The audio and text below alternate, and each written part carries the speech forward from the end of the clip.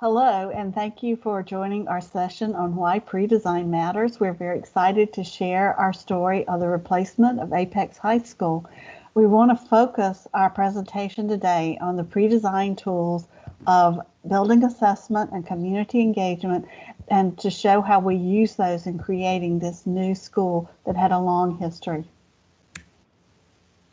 These are our learning objectives for today to talk about building assessment, and also our AIA disclaimer. And I am Donna Francis. I lead the K-12 group at Clark Nexen. We're an architecture and engineering firm in Raleigh, North Carolina. We have offices in the Southeast. And with me today are my colleagues, Becky Brady and Julie Leary, who were critical members of the design team for this project. And also we're fortunate to have Diane Kearney, who was the principal at Apex during the time of construction and designing for this school.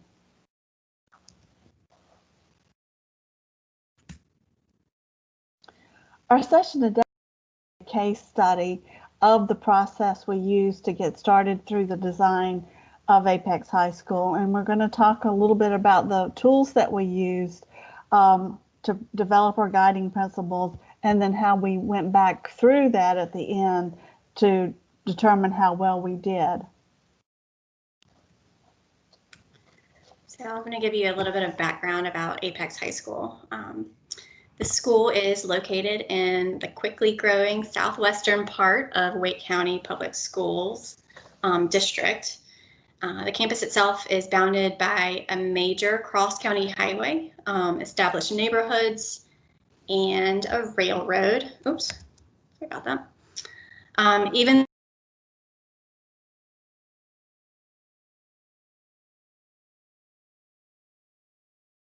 the original Apex High School was founded 90 years ago, but this campus was developed in the 1970s with later additions over the years.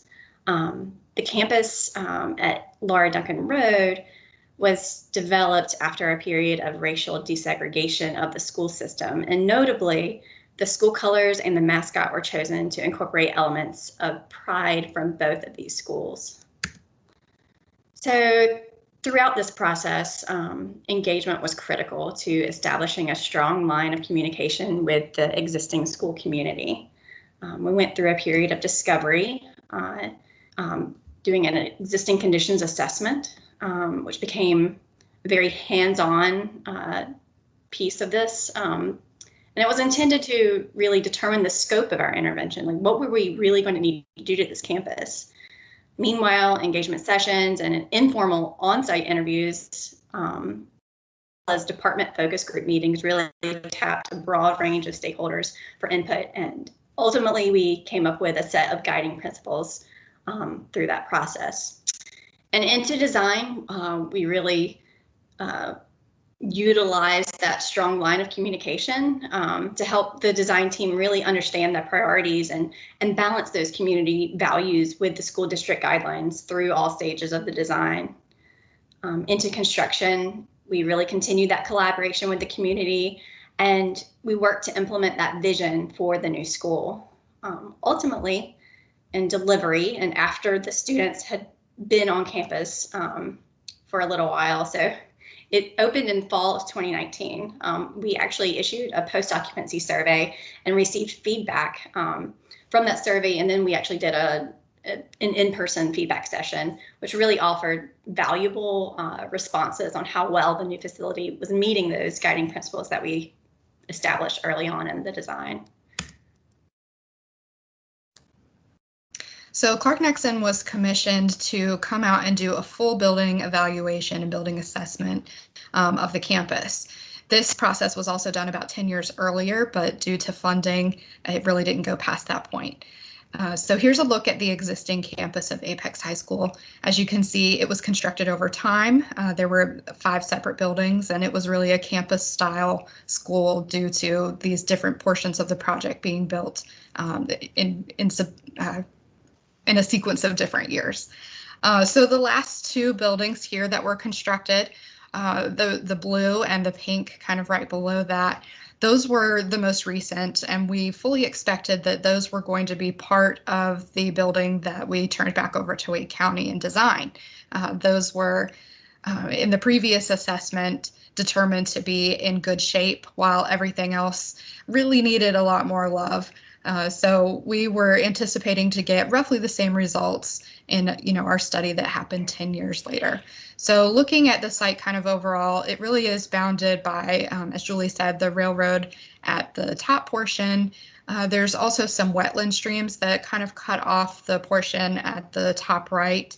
And the parking was really, really limited. So that created some kind of interesting things that started happening where the neighbors across the street actually would rent out their front yards essentially as another parking lot available to students. So I'm sure you can imagine that caused a lot of safety concerns, because then students were crossing over Laura Duncan Road, which is a pretty significant road, lots of traffic on that road to get to US 64. So that was definitely an issue that needed to be addressed as well. So looking a little bit more at the site, it slopes from the front to the back by about 40 feet.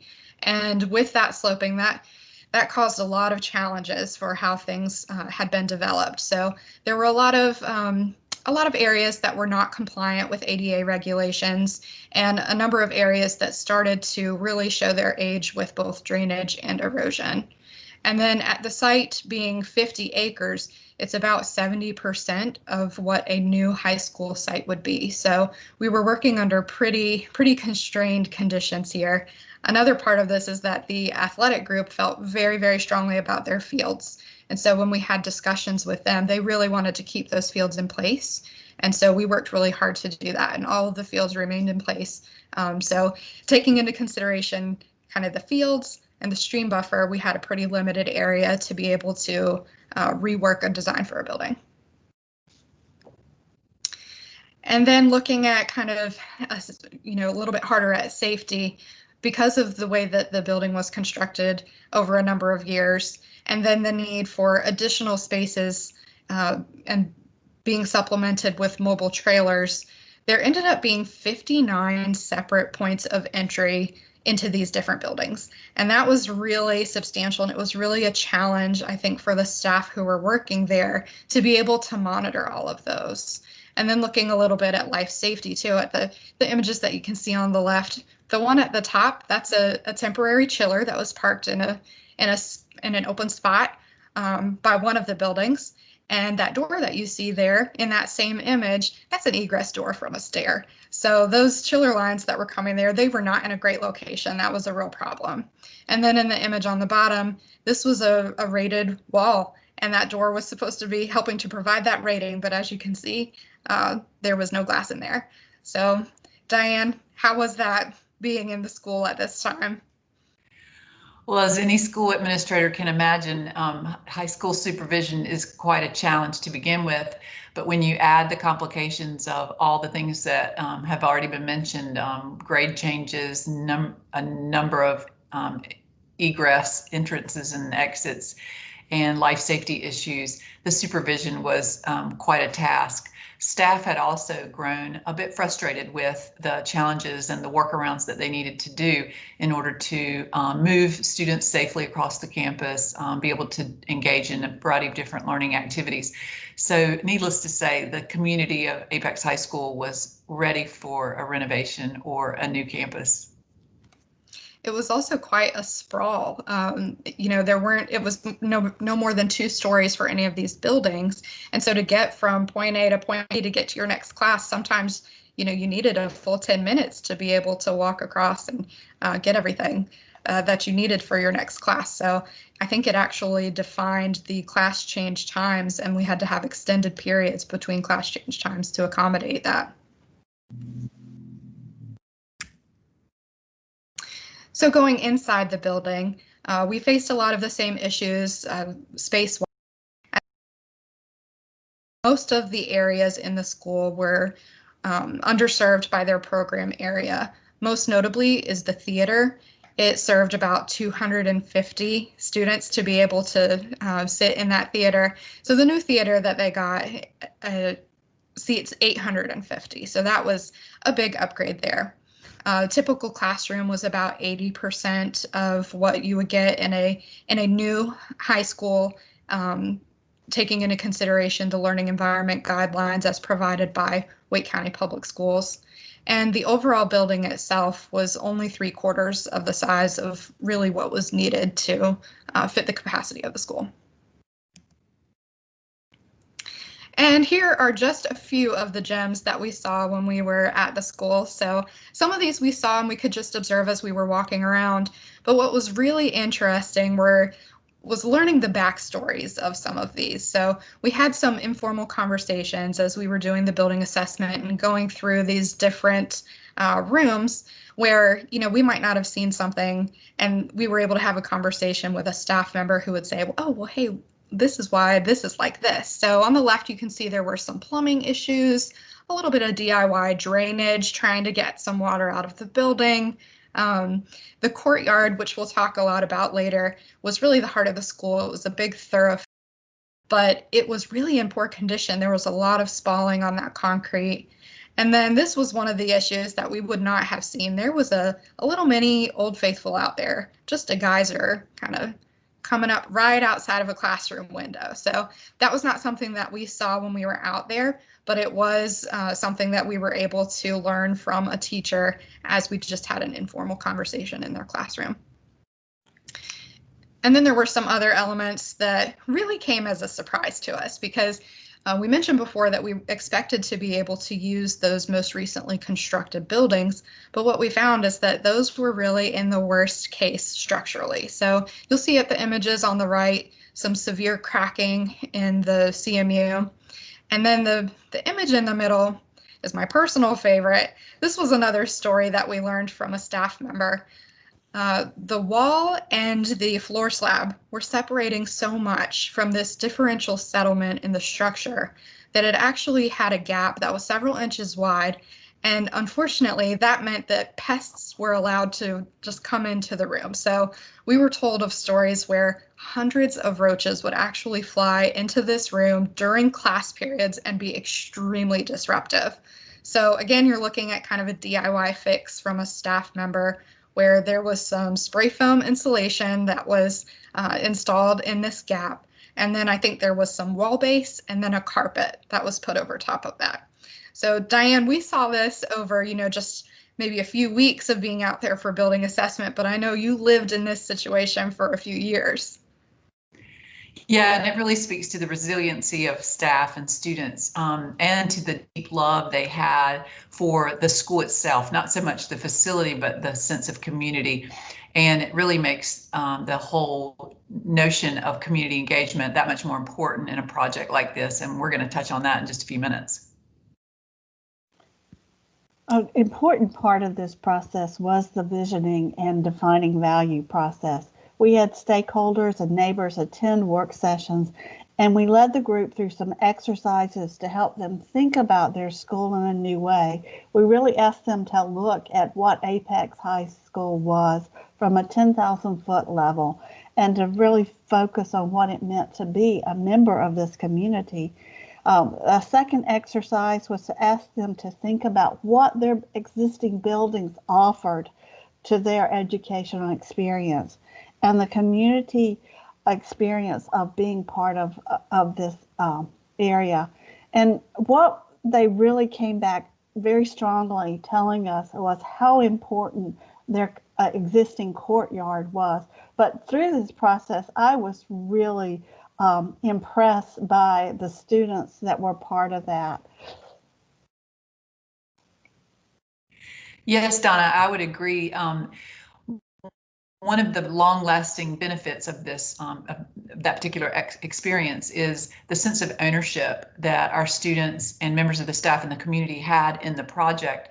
When you give members of a community an opportunity to have input and to ask questions, it not only increases their ownership, it also increases their sense of understanding and empathy, if you will, for those folks like you guys who are planning and engaged in the long-term work around the challenges of the campus, the challenges of the site.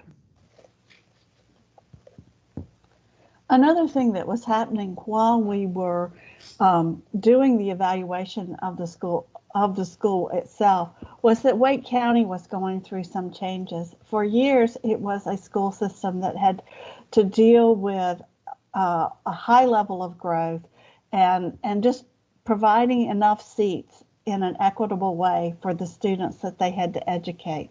But they received new leadership, a new superintendent who came in with an idea that they really need to think differently about how they were to provide education. And so they came up with a brand new vision statement and mission statement. And the whole purpose of this was to help students understand what it would be like to be a productive citizen in a 21st century workforce in a 21st century world. And it totally changed the way they thought about providing education for all the students. And in using that information that we developed or that we gleaned from the visioning sessions and from the building assessment, we were actually able to come up with a set of guiding principles that helped us define what the school community wanted us to do in the new school. And through these guiding principles, it became the lens for actually what we would weigh the proposed design solutions. We developed several options and we developed many options, but we came up with actually 4 that we presented to the school system. And we looked at these things, they range from partial replacement and rebuilding to full replacement of the existing building in different configurations. And we use our technology to model these spaces so that we could study what the energy use would be in the different configurations. And we looked also through daylight studies. And with the help of our construction manager, who was on board by this time, we got feedback on what the cost implications were, the schedule implications, and also the constructability of those schemes.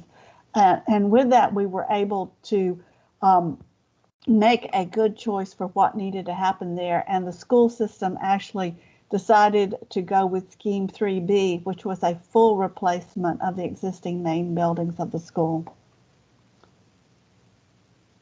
So once we knew we would be doing a complete demolition and replacement of the existing facility, we began the work of actually incorporating everything we had heard from the community. So we had to weigh those priorities and align those requests with the school district guidelines. So this was an incredible opportunity to support the school with all its history and strong community ties.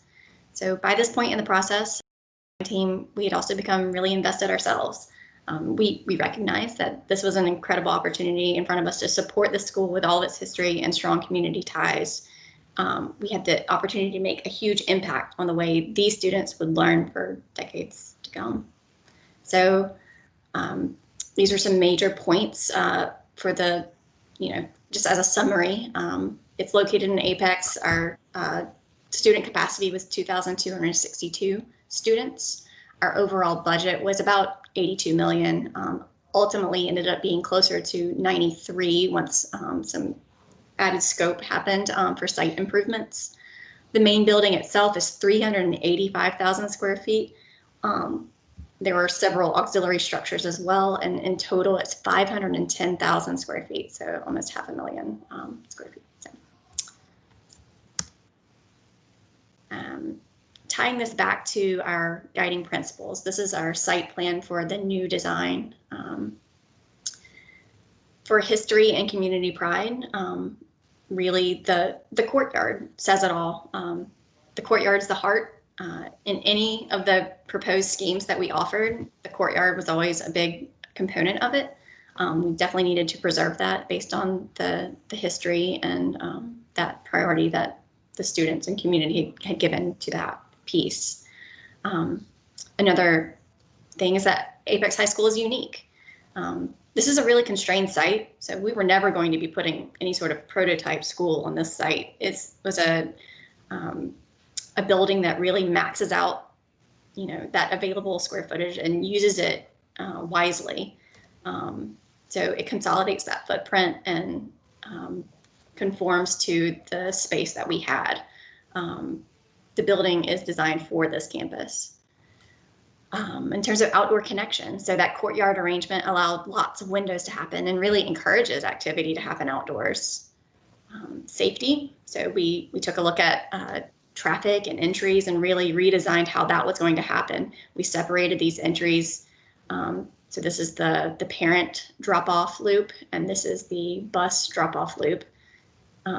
We created a strong main entry that has the controlled vestibule and primary visitor entrance.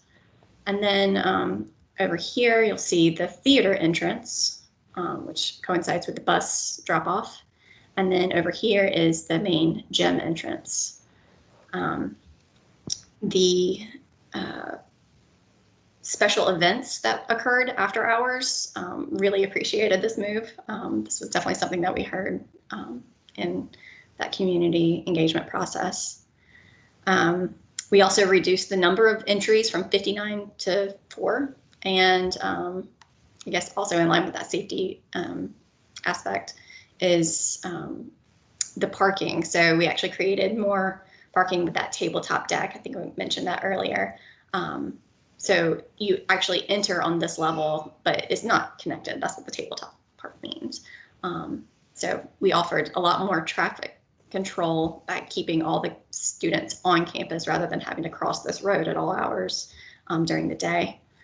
And then lastly, a variety of learning spaces. So learning can actually happen everywhere, and we really embrace that.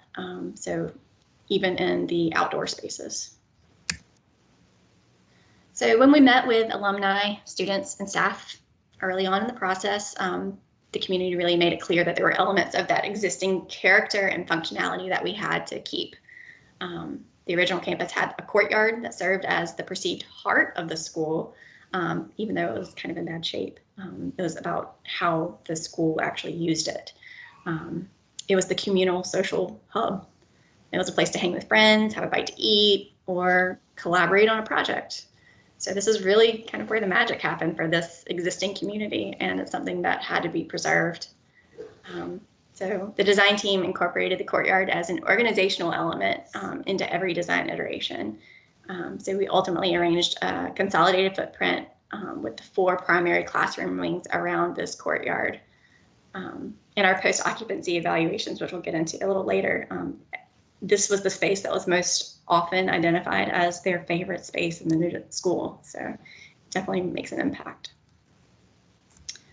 You'll also see here these, or this block, this donut represents the primary classroom wings with the other major program pieces being plugged into it. So this is like the media center, this is the gym, this is the cafeteria, and this is the theater. You'll see that. So stakeholder sessions also identified that distinct entries, as I was talking about earlier, was very important to support the functions that happened at once. So controlling traffic and creating a safe environment was really critical. So each lobby space is physically distant from one another, and it has unique character. So at the main entry, you've got this oversized terrazzo logo with the big Apex A right as you enter the front door. We've got a custom graphic paw print and pride feature at the gym. And then at the theater entry, we've got this really high bay dynamic ceiling happening with natural lighting from these clear story windows, which really kind of speaks to this grand gesture more in scale with the theater that's over here. So subtle consistencies in the way we treated this with finishes also really tie all these together. So 21st century classrooms was really something that we were trying to hone in on in this project. So what were they going to need now and in the future? So at this school, students can actually visualize responsible and sustainable design that's directly applied in their own school, which is a really powerful tool. Sustainable design efforts on this project range from natural and controlled daylighting to carefully and coordinated high efficiency mechanical systems. Stormwater management areas in the site also are an opportunity for science exploration and also just controlling the water leaving the site. So our intent here was to create learning environments that can have a lasting positive impact on future generations.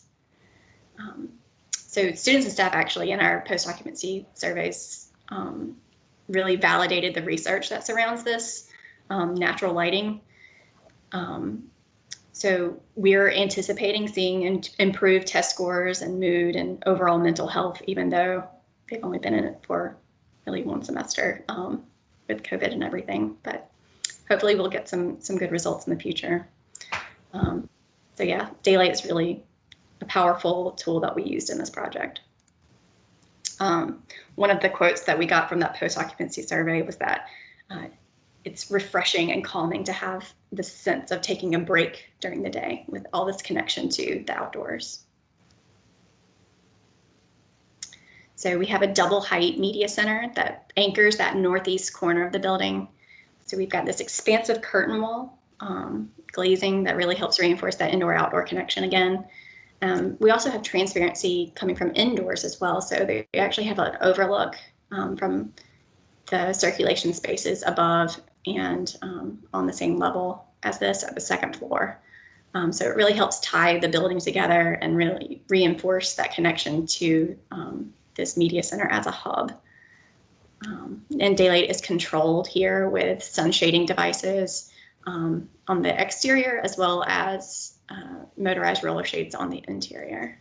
So it's there to support a variety of functions and really give that flexibility that is necessary in 21st century learning.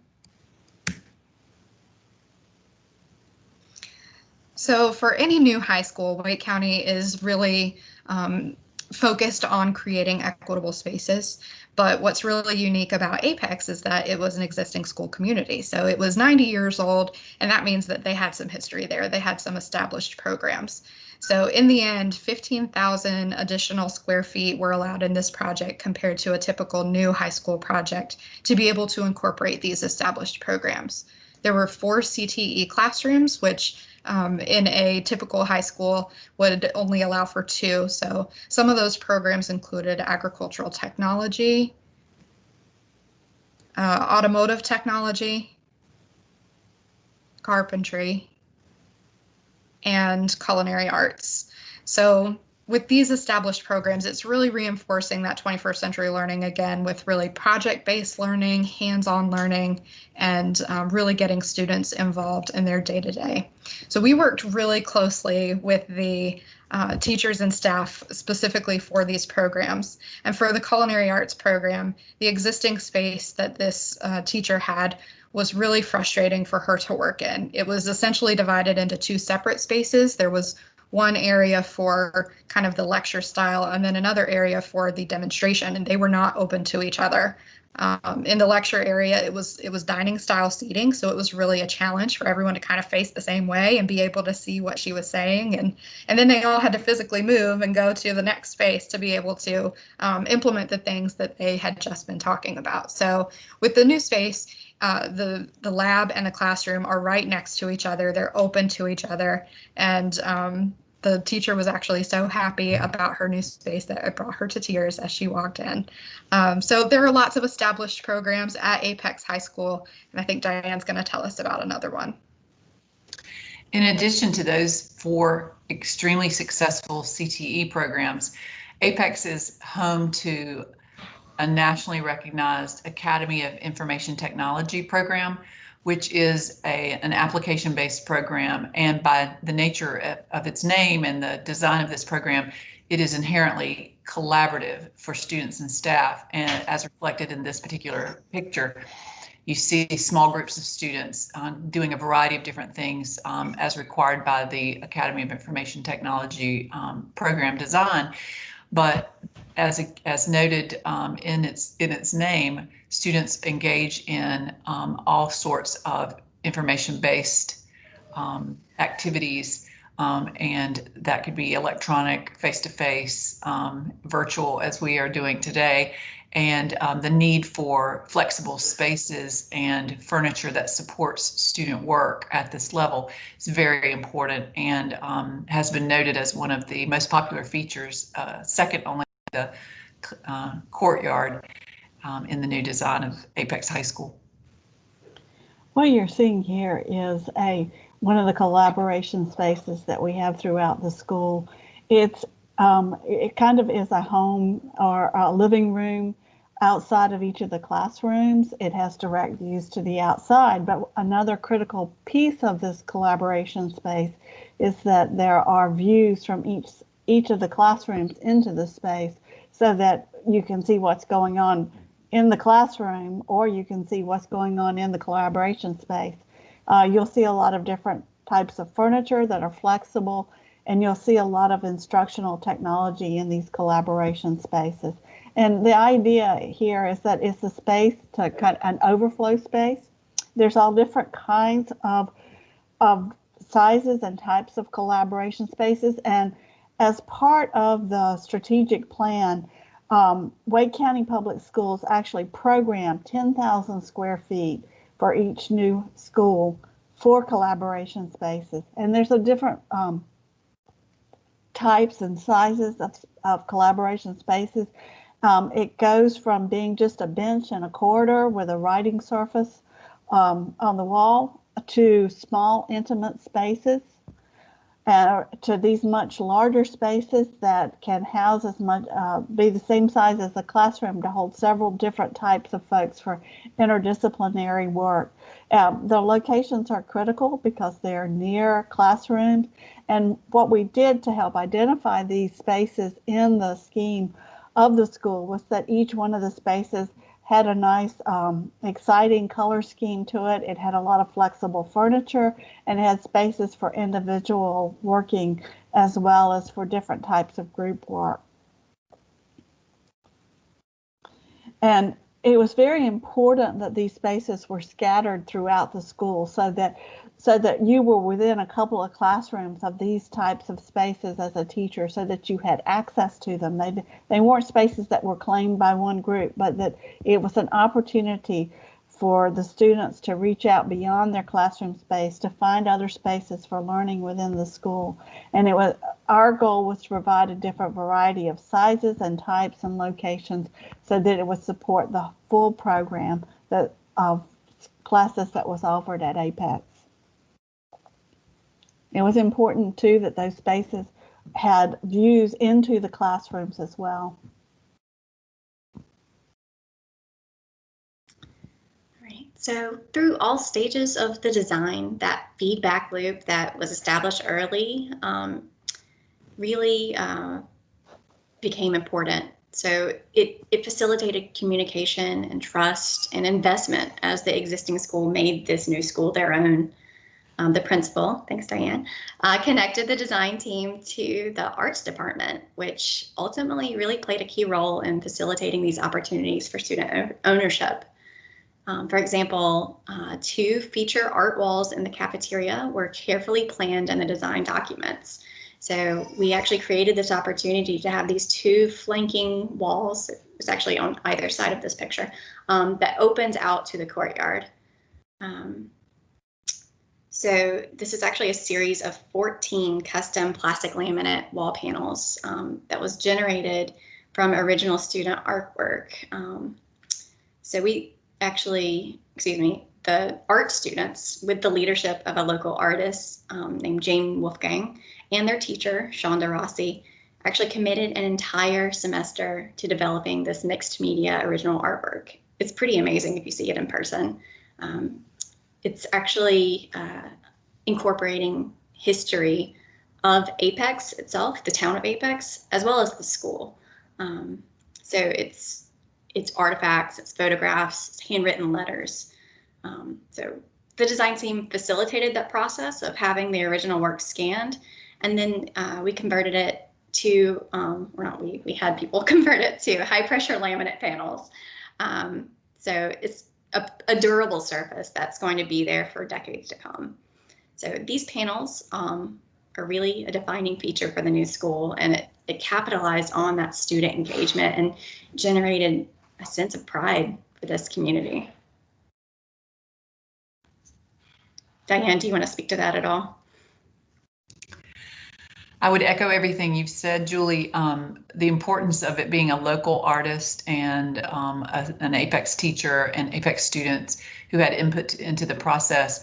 It is a tremendous source of pride and inspiration for other students, not only those who are artistically inclined, but also those who have family who previously attended and graduated from Apex High School.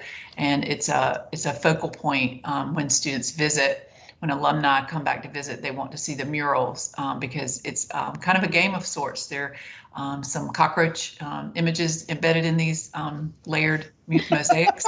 And there's a picture of me riding a cougar embedded in one. And so it's just a really special way to commemorate not only the community and the history of the town of Apex, but also the 90 years of legacy that contributed to making Apex High School the amazing educational institution that it is today.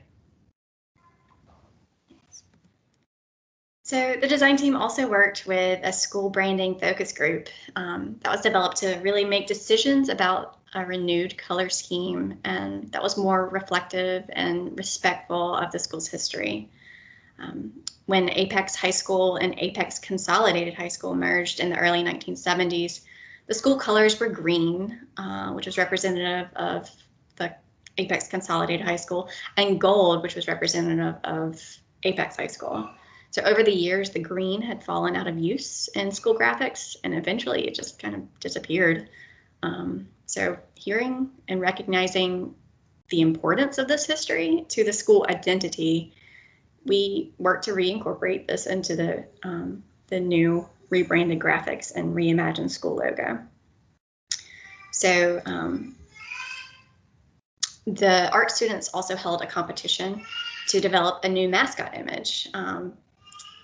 The winning design was a hand-sketched graphite on paper collaboration. So this was a pencil sketch. You actually see here the three students that actually won the competition, and we converted it into an illustrated graphic that was incorporated on wall panels and just this new rebranding for the school.